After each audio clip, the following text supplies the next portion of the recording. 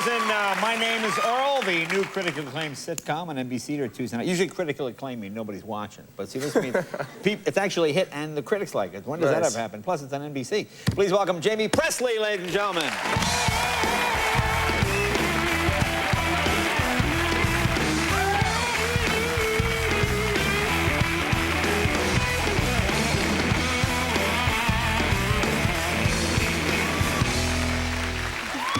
Well, congratulations on Earl. That's cool. Thank you. Yeah, you do a good it's job. the best Very job I've funny. ever had. We're having a ball. Oh, yeah. Now, tell us about yourself. I know you're from the South, right? I'm from North Carolina, from Kinston, a really, really small town. Okay. Now, how small? Whereabouts is that? It's about a population 26,000. Oh, okay. And I originally, like, our river house was on the real Dawson's Creek, and it's nothing like the show. So there weren't teenagers having sex all over the creek? No? Not even close. Really? Yeah, it's a little too strict there to be doing that. Really? Were the people upset when the show came on? Did they go like, oh, this is nothing like Dawson's Creek? Well, Dawson's Creek is this, it's literally a little creek off the river, and Pamlico River, in a little place called Oriental, which is a marina town. And the only thing that's on it is like Camp Caroline and Camp Seafair. It's like the boys and girls camp. There's really nothing on it, so. So now, were you like kind of a tomboy type? Did you like it? Yeah, but I was, my dad called me, sorry, my dad called me the prissy tomboy because I would tomboy. I would put on a dress and a bow and curl my hair and go, boys, let's go. And we'd go climb trees and play war. Wow. Okay. But I would like to dress up to do that. Yeah. Well, didn't make any sense. actually, I know a lot of guys in town that do that. Yeah, so that's kind of interesting. Now, I read something really unusual about you, that you know the Budweiser Pledge. Yes, I do. My dad... Do people know what the Budweiser Pledge is? You know on the cover, like on the Budweiser can or the bottle, there's a white banner, and it has words. You guys probably don't read it, because by the time you even notice it, a little too late. Yeah. My dad, at 16, with all my uncles, all the Presley boys, they learned it. Boy, did they learn it. They had to learn it. And you know it? And so they taught it to me, and my brother and my dad. This is the famous Budweiser beer. We know of no other brand produced by any other brewer which costs so much to brew and age.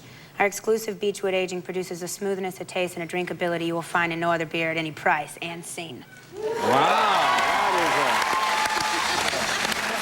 that's very good. See, I don't know that one. I love it. See, we had to learn the Crest Pledge. Let me hear it. Anybody know the Crest Pledge? Kev, do you know it? No, man. Crest has been shown to be an effective decay preventive dentifrice that can be of significant value when used in a conscientiously applied program of oral hygiene and regular professional care. Who can say that? Well, this is the trick.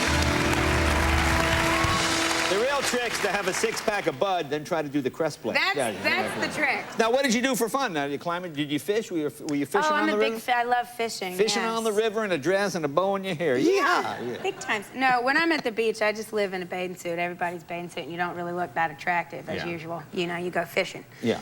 Okay. So my favorite part, though, which is not normal, is my dad says, is I love the fishing part, but I get a little bored. Yeah. So the minute they catch the fish, I start scaling them and filleting them and getting them ready to cook. Like, that's my favorite thing to do. Okay. And it's kind of like the getting your hands dirty thing, I guess I like, because we don't really do that here in L.A. So how did you become a model? How do you...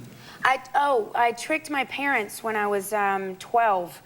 I took some modeling photos, and then I was about 13 at this point later, and I looked in the back of all these magazines, and I saw all these model searches in like Teen and Sassy and YM and whatever, and I asked my dad for $10, and I turned it into 10 ones, and it was $1 for each application, so I sent 10 pictures in and 10 ones into 10 different, model searches, and they ended up all calling, and I ended up being the spokesmodel for the International Model Search here in America. And then... and how old were you? I was 14 once I started to shoot, and then they called and said, Teen Magazine saw the pictures, would love to shoot you for a cover, but you have to shoot against 2 other girls.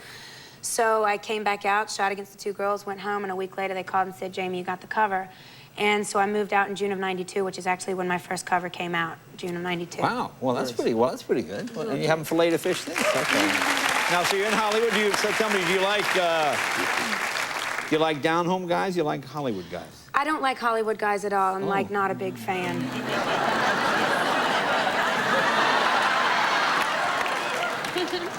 No. I think you can probably agree that you, in this business, there's a lot of us that don't really want to be with each other. I would prefer to be, normally I date the poorest guy in the room. Really? Yeah, I mean, that's been my... Well, you got quite a selection tonight. Yes, sir, Bob. You got Jethro right on the end here. I think he might be just the fella for you. No, only recently did I ever date anybody that had their own thing going on and could actually take me out to dinner. Wow. Because, you know, there's so much around us where there's so many pretty people and eye candy everywhere, and after you get through all that and realize that it's just smoke and mirrors, really, you get tired of it. And being as that I grew up in a small town with a bunch of normal people, and then originally I moved to Orange County, California when I first came here and lived there for 8 years, so all my friends I'm from the beach, you know? I prefer to hang out with people who just want to Okay, well, you're going to hear now drink a Budweiser. from every guy that works at the Shell station. They're all going to call you. I'm going to stop by the Shell Now, station later. tell us about the show. The show has gotten wonderful reviews, and it's a hit, and it's a real different kind of the concept's very different. different because it's one camera, which is it's equivalent to a one camera. One camera is a 1 hour show, but it's a sitcom, which is we call a 3 camera show. So it's 30 minutes long, shot with one camera, done like a small mini movie every week.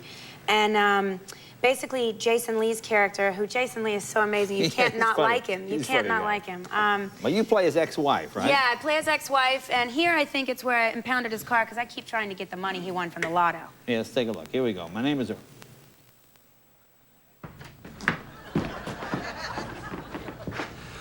Where is it, Joy?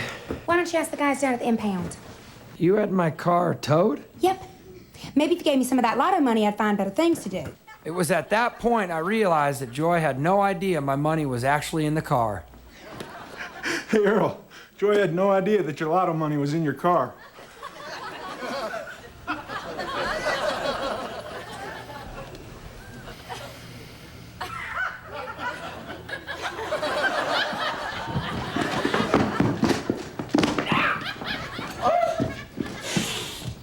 I busted open my rug burn.